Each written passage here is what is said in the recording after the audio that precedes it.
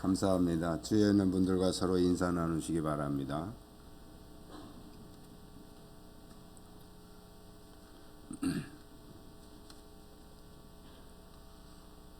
코로나를 어떤 사람은 그냥 감기처럼 가볍게 지나간다고 그래서 저도 이제 가볍게 지나가겠지, 건강하고 또 그런 거 생각하고 이제 편하게 생각했는데, 저한테 온 코로나는 굉장히 독한 것이 와가지고, 이래서 사람이 코로나 걸려서 죽기도 하는구나, 그걸 경험하면서 계속 물어봤어요. 왜 이렇게 심한 거 나한테 하필 보내주셨느냐.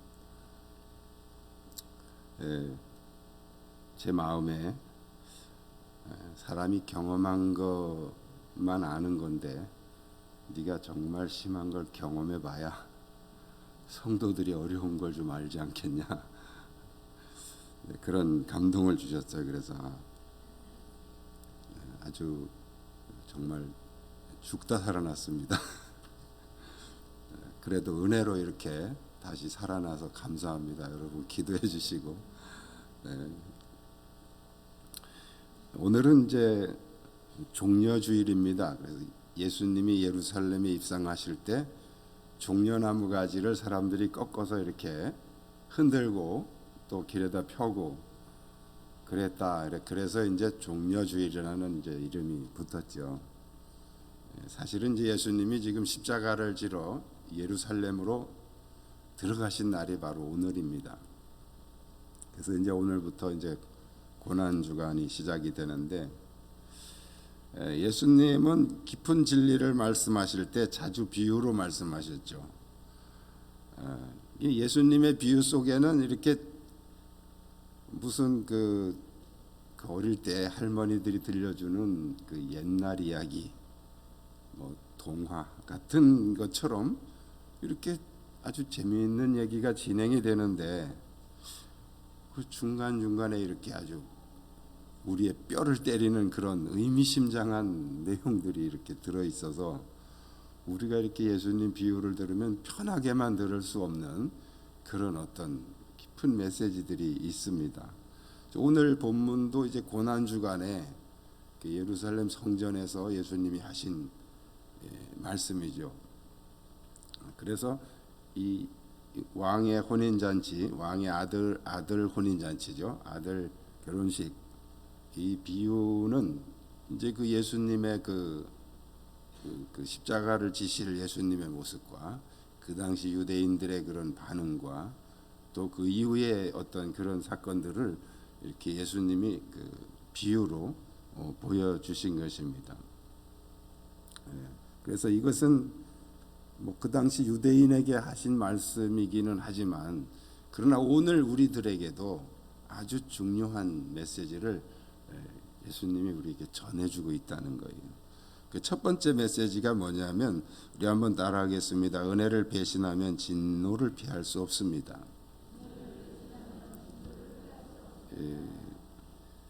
그리스도의 복음, 예수 그리스도를 통한 복음이라는 것은 우리 인간에게 베푸신 하나님의 최대의 은혜입니다. 이거보다 더 큰 은혜는 없는 거예요. 오늘 본문에 보면 2절에 천국은 마치 자기 아들을 위하여 혼인잔치를 베푼 어떤 임금과 같으니, 아들 결혼식이죠. 혼인이라는 말은 옛날 말이고 요즘 말로 하면 아들 결혼식이에요. 아들 결혼식을 준비한 그런 임금, 그러니까 보통 아들이 아니고 왕자죠. 왕자의 결혼을 위해서 준비한 그 임금, 그것과 같다, 이렇게 비유로 말씀하셨어요. 여기서 말하는 이 왕자는 예수님을 말하는 것이고, 그 임금은 바로 하나님을 말하는 것이죠. 하나님께서 예수님을 통해서 특별히 어떤 은혜를 우리에게 베푸셨다는 거죠. 또 이 왕자의 혼인잔치로 비유한 것은 모든 준비가 아버지에 의해서 다 준비가 되었다는 거죠. 더구나 고대 사회에서는 이 일반 평민들이 왕의 얼굴을 이렇게 쉽게 보기도 어렵고 또 만나더라도 우리나라 같은 경우는 쳐다보지 못하고 우리 그 사극 같은 데 보면 땅에 넙죽 엎드려 가지고 그냥 지나갈 때까지 기다리는, 그만큼 이제 이 왕의 위치가 그 일반 평민들의 입장에서는 아주 높은 그런 위치였고, 그런데 그 왕에게서 우리 이렇게 어떤 초대장을 받았다. 이것은 아주 특별한 은총이라는 것을 말씀해주고 있습니다. 이 은총은 거절할 수도 없고 거절해서도 안 되는 그런 특혜지요. 특별한 은총. 그런데 오늘 본문에 보면 이 초청을 받은 사람들의 반응이 나옵니다. 2절, 3절에 보면요, 그 종들을 보내 그 청한 사람들을 혼인잔치에 오라 하였더니 오기를 싫어하거늘, 오기를 싫어했다, 거절했다는 거죠. 다시 다른 종들을 보내 이르되 청한 사람들에게 이르기를 내가 오찬을 준비하되 나의 소와 살진 짐승을 잡고 모든 것을 갖추었으니 혼인잔치에 오소서 하라 하였더니 그들이 돌아보지도 않고 한 사람은 자기 밭으로 한 사람은 자기 사업하러 가고, 아주 무관심하고 또 신경도 쓰지 않고 그냥 각자 자기 일만 하는. 그 다음에가 더 심합니다. 6절에 그 남은 자들은 종들을 잡아 모욕하고 죽이니, 종들은 왕이 심부름 보낸 사람이죠. 왕이 심부름 보낸 사람을 죽이고 모욕하면 그것은 절대로 용납할 수가 없는 부분이죠. 그래서 이제 7절에 임금이 노하여 군대를 보내어 그 살인한 자들을 진멸하고 그 동네를 불사르고, 임금이 화가 나서 진노해서 노해서 군대를 보내서 거기를 완전히 다 초토화시켰다, 그런 얘기입니다. 오늘 본문에서 이 비유에서 나오는 이 완악한 배신자들, 뭐 오기도 싫어하고 또 각자 제 할 일 하러 가고 또 심지어는 그 왕이 보낸 사신들을 그냥 때리고 죽이고 하는 이 완악한 이 사람들이 누구를 말하는 것일까요? 오늘 본문 배경에서는 유대인들을 말합니다. 유대인들, 이스라엘 백성들이죠. 그들은 하나님의 특별한 은총을 받은 사람들입니다. 아브라함 때부터 택함을 받았고 조상 대대로 내려오면서 하나님의 어떤 특별한 은총을 받았죠. 율법도 주셨죠. 또 애굽에서도 이끌어내셨죠. 또 그 가나안 땅도 이렇게 허락하셨죠. 뭐 그보다 더 큰 특혜를 받은 사람들이 없죠. 자, 그런데 그들이 이렇게 하나님을 계속해서 하나님 말씀을 무시하고 하나님의 어떤 그 초청에 대해서 계속 무시하고 대적하고 심지어는 공격했죠. 왕이 보낸 사신을 그렇게 모욕했다는 것은 왕을 모욕한 거하고 똑같은 겁니다. 그들은 선지자들을 핍박하고 죽였지만 그것은 하나님을 핍박하고 죽인 거하고 똑같은 거란 말이죠. 이것이 유대인들의 모습이에요.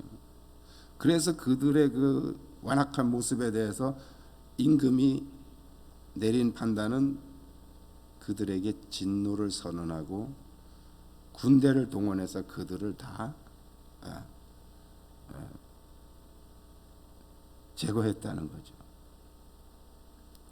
이것은 최후의 심판을 의미하기도 하지만 역사 속에서도 받는 심판을 동시에 말씀하고 있습니다. 그래서 유대인들은 예수 그리스도를 십자가에 못 박으면서 빌라도가 손 씻으면서 나는 잘못 없다 할 때 그 죄를 우리와 우리 자손에게 돌리시오라고 소리를 쳤는데 주 70년에 이 로마에 의해서 이 예루살렘이 완전히 초토화되고 이제 이스라엘이라는 나라가 없어져 버립니다. 전 세계 방방곡곡으로 다 흩어지고, 여러분이 그 역사에서 잘 알고 있는 대로 히틀러가 유대인을 600만 명을 뭐 가스로 죽이고 뭐 총으로 죽이고 뭐 별 잔인한 짓을 다 하면서 600만 명을 죽였다고 하는데, 그 사건도 바로 이 역사 속에 들어있는 거예요. 주 70년 네, 예루살렘이 멸망하고 나서 유대인들이 받은 서름이죠. 1800년 동안 이스라엘은 나라가 없어졌습니다. 하나님의 특별한 은혜를 배신하면 최후 심판은 물론이거니와 역사 속에서도 그 진노를 면할 수가 없다는 겁니다. 이제 유대인들 얘기고요. 오늘 우리들도 특혜를 받은 거 아니에요. 예수 그리스도를 통해서 우리가 하나님의 자녀가 되고 하나님의 백성이 되었다는 것은 특혜를 받은 겁니다. 아멘. 이 특혜를 받은 거에 대해서 우리는 정말 하나님 앞에 감사하고, 계속해서 우리를 은혜의 자리로 초청하시는 그 하나님의 음성에, 그 메시지에 대해서 우리는 계속해서 순종하고 나와야 됩니다. 외면하고 무시하고 무관심하고 대적하면 안 된다, 그런 얘기. 할렐루야. 두 번째 메시지는 따라합니다. 은혜의 자리는 누구나 나올 수 있습니다.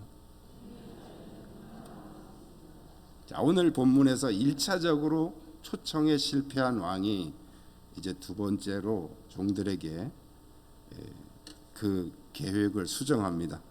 그래서 사거리 길에 가서 만나는 대로 청하여오라. 근데 거기 보면 악한 자나 선한 자나 이렇게 나옵니다. 악한 자나 선한 자나 만나는 대로 초청을 해서 데리고 와라. 그래서 혼인잔치에 손님들이 가득한지라. 이 사거리는 어디를 말하는 것일까요?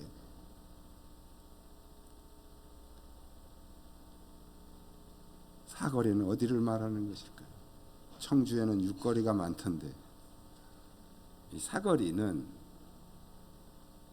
이스라엘을 제외한 이방 지역을 말합니다. 이방 지역을 비유적으로 표현하는 거죠. 유대인의 완악함 때문에 우리가 사도행전의 역사를 보면 결국 유대인들은 계속해서 거역하고 반항하고 예수 믿는 사람들을 핍박하고 죽이고 그러죠. 그래서 결국은 뿔뿔이 흩어져서 어디로 갑니까? 이방 지역으로 넘어가게 됩니다. 사거리로 나가게 되는 거예요. 그래서 바울은 나는 이방인에게 보내진 사도다. 그러니까 하나님께서 처음에 바울을 부르실 때 내가 너를 이방인의 사도로 보낸다고 아예 말씀을 하셨어요. 그래서 바울은 이방인에게로 넘어가면서, 이 바울이 항상 그 이방 지역에 가서 복음을 전하면서 계속 부딪혔던 게 누구냐면 유대인들이 계속 따라다니면서 계속 바울에게 괴롭혔죠. 근데 바울은 참 이 자기 동족인 이스라엘 백성들이 하나님께 버림받았다는 것에 대해서 너무 마음 아파하는 그런 사도였죠. 그래서 바울은 이제 기도하다가 어떤 그 감동을 받냐면, 하나님께서 이방인을 구원하시려고 유대인들의 그 완악함을 허락하셔서 유대인들을 버리셨다는 거예요. 자, 안 그러면 이 복음이 이방으로 넘어가기가 어렵죠. 그런데 바울의 그 감동입니다. 그런데 하나님은 이방인을 통해서 다시 유대인들을 회복시키실 것을 자기는 믿는다. 이렇게 고백을 하고 있습니다. 임금은 사거리로 나가서 만나는 대로 청하라고 그랬고요. 종들이 나가서 악한 자나 선한 자나 만나는 대로 초청을 해서 데리고 왔습니다. 인간의 모든 단체는 어떤 자격과 제한이 있습니다. 어떤 기준이 있다는 거죠. 그래서 각 학교에서는 그 학생들을 뽑을 때 어떤 기준을 가지고 뽑잖아요. 그 수능 점수 몇 점, 몇 점 이상 뭐 이런 거. 또 어떤 동창회 모임이다 그러면 이 동창이라고 하는 기준이 있는 거죠. 동창이 아닌 사람은 거기 낄 수가 없는 거죠. 계모임이다 그러면 그 계모임에는 뭐 한 달에 얼마씩 돈을 내기로 약속하고 그걸 지킬 수 있는 사람이 들어가야 그 계모임의 회원이 되지, 돈 하나도 안 내고서 그냥 그 모임에만 맨날 쫓아다니면 그 회원이 될 수 있습니까? 어떤 기준이 다 있어요. 그런데 교회는 어떤 기준도 없다는 거예요. 이것은 무엇을 말씀합니까? 하나님께서는 용서 못할 죄인이 없으시다는 거예요.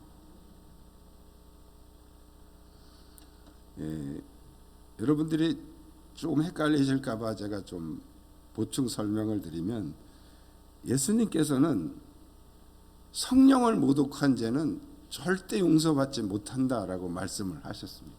성령을 모독한 죄. 하나님을 알지 못하는 불신자들이 성령을 모독할 수 있을까요?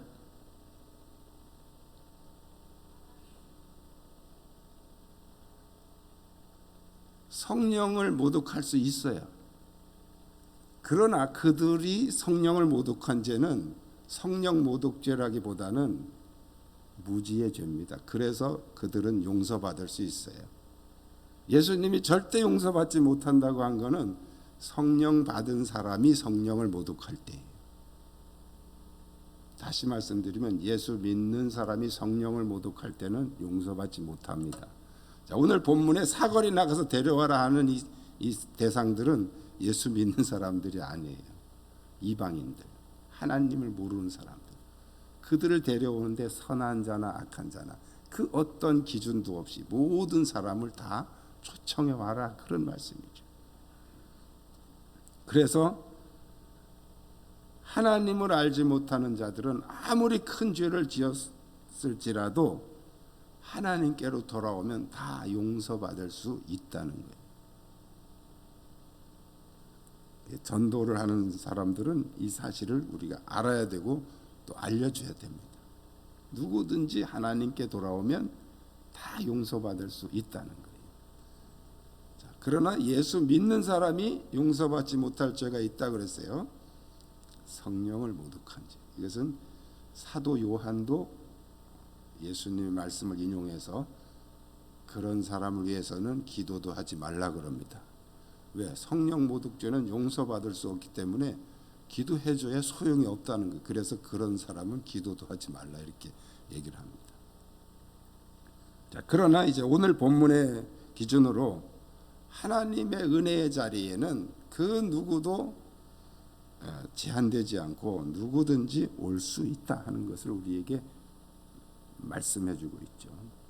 세 번째 메시지는 따라합니다. 예복을 준비한 자만 그 은혜를 누립니다.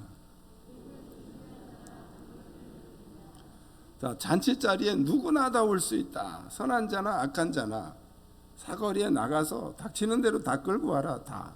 그래서 가득 찼습니다. 잔치, 혼인 잔치에 손님들이 가득한지라 그랬죠. 사람들이 꽉 찼어요. 누구나 다 올 수 있다 그래서 왔어요. 그런데 우리의 마음에 개운치 않은 한 가지가 있어요. 한 사람이 쫓겨났다는 거예요.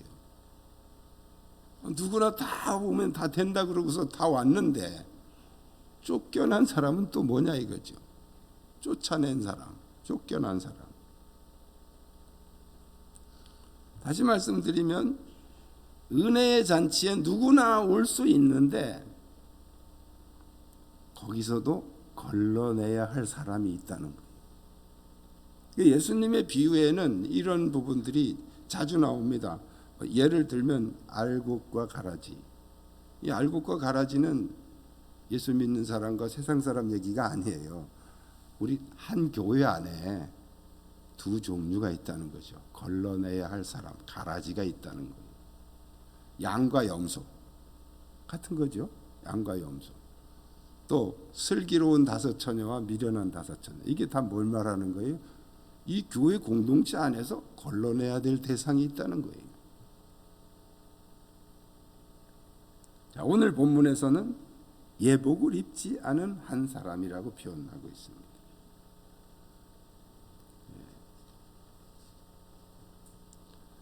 단 이제 임금이 이 배신자들에 대해서는 군대를 동원해서 진멸을 했는데 이 예복을 입지 않은 사람은 그렇게 하진 않았어요. 바깥 어두운 데로 쫓아냈다 그랬어요. 바깥 어두운 데 내던지라 그랬죠. 좀 달라요.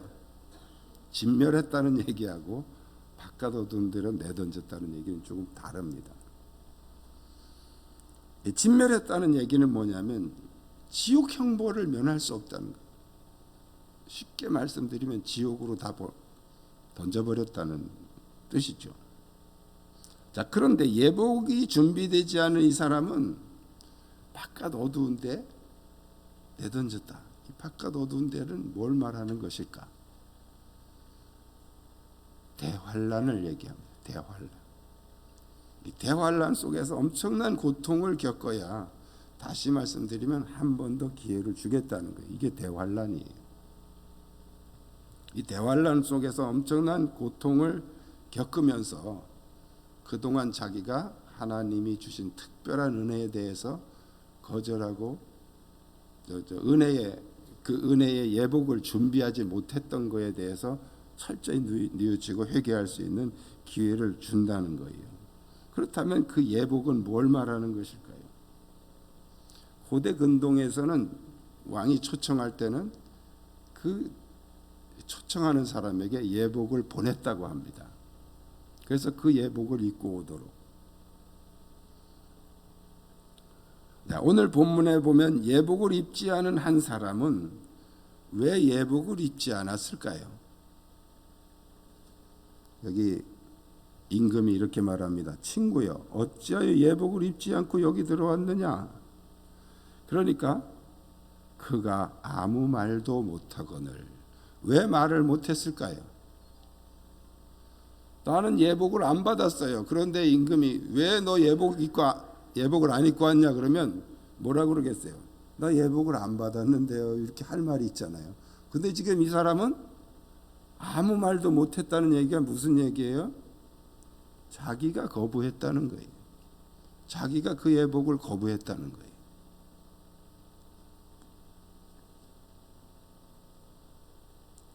임금이 분명히 예복을 주어서 신하들에게 보내서 입고 오도록 했는데 자기가 그 예복을 거절했다는 거예요. 이것도 앞에 있는 그 초청을 무시한 사람들과 같은 종류예요. 같은 종류. 하나님이 우리에게 주신 예복은 아무런 대가 없이 우리에게 하사하시는 은혜 예복입니다. 은혜 예복. 자, 이 예복은 우리가 아멘하고 순종함으로 입혀지는 것인데 여전히 교회를 다니면서도 이 은혜 예복을 거절하고 자기 자신의 교만과 자기 고집의 옷을 입고 다니는 사람들이 있다는 거예요. 광야의 이스라엘 백성들은 애굽의 그 노예에서 벗어나는, 그래서 홍해를 건너서 자유의 몸이 되는 놀라운 은혜를 받았습니다. 그들은 거기에서, 이 광야에서 하나님께 순종하면서 그 하나님이 베푸신 은혜들을 계속 수용하고 순종하고 감사하고 그러고 따라갔어야 되는데 그들은 계속해서 불평과 불순종과 거역으로 하나님이 주신 그 은혜의 옷을 거절하게 되죠. 결국 그들은 광야에서 가나안의 축복을 누리지 못하고 전부 다 광야에서 사라지는 그런 결과를 가져온 것입니다. 믿음이라고 하는 것은 나의 목표를 성취해 가는 것이 아니에요. 하나님의 목표에 순종하는 것입니다. 그게 믿음이에요. 나를 통한 하나님의 목표에 순종할 때 예복이 입혀지고 우리는 그 은혜를 누리게 되는 것이죠. 그런데 나만의 주장을 펴고 나의 목소리를 높이고 나의 고집대로 사는 것은 결국 하나님의 은혜를 누리지 못하고 그 예복을 거절하는 행위가 된다는 거예요. 결국 대환란에 들어가서 철저하게 자기가 부서지는 그 고생의 과정을 거쳐야 된다는 거죠. 오늘 본문에서 주님 말씀의 핵심은 불순종한 사람들에 대한 심판이 아닙니다. 바로 이 은혜의 예복을 준비하라는 거예요. 이게 예수님 말씀의 핵심이에요. 이 예복을 준비하게 하기 위해서 주님은 하나님의 심판을 더 강조하고 계신 것입니다. 신앙생활이라는 것은 계속해서 자기의 고집과 목표와 자기 생각을 끊임없이 무너뜨리고 하나님의 생각과 하나님의 목표에 나를 굴복시키고 순종하는 것이 우리 신앙생활의 목표입니다. 그렇게 할 때 우리는 그 하나님이 주시는 은혜의 예복을 입게 되고 그 은혜를 만끽하게 되는 것이죠. 이 믿음이 우리 모두에게 넘치기를 축복합니다. 기도하겠습니다. 주님은 우리가 은혜의 예복을 준비하고 하나님이 예비